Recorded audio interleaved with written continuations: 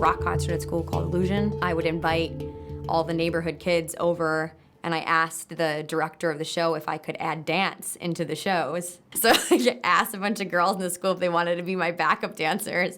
And I'd teach them routines and I'd make up dances. I've always had like that creative thing in me. I always wanted to create something. When I had to decide about going to college, that's when I decided like this is what I want to do for a living. Because I couldn't think of anything else. There was nothing else that I was like, oh, I'm good at that. So I was like, this is who I am. I'm a performer, I have to perform. Susan Russell was our most influential teacher. She said something to me my senior year after we did our showcase. She whispered in my ear, Gina, it is going to take a while for somebody to notice you. But when they do, you will be fine.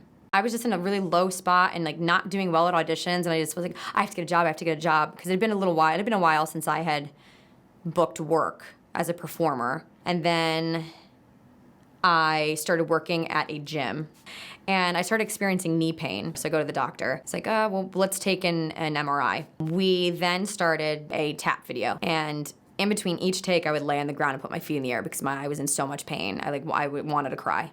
And the next day, I get the call from my doctor with my MRI results, and he says, Gina, you have to get off your feet immediately because you have a stress fracture in your tibia. So then I had to be off my feet for 4 months. I had my chorus line moment of what do you do when you can't dance anymore? It's like, what am I good at? There it is. And I was like, what do you do? Because if like your whole life you identify as a dancer, so you're like, what else can I possibly do? And you like start doubting yourself as a person because you feel like you have nothing else to offer the world. And then I started listening to Nico and Vin's album, Black Star Elephant. They really got me through that time, and I was like, okay, when I'm healed, I want to do a dance video to their album. And so that's when I started thinking, I guess, outside of the box of if I'm not dancing, how can I create something?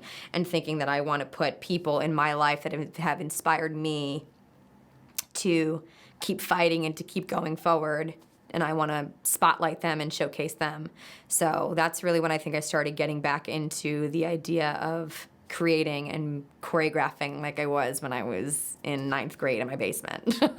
I would never be where I am. I would never have been doing all these things if I wouldn't have hit that low point and been forced to think outside the box and what else can I do? And it wasn't like change careers, because I didn't change my career. I'm still an artist, I'm just doing it in a different way. And I think if I would have stayed looking at the door that closed of like, I haven't booked work in so long, that I wouldn't have found the choreography world and the film world. I wouldn't trade up any of the experiences that I've received in the years of not working.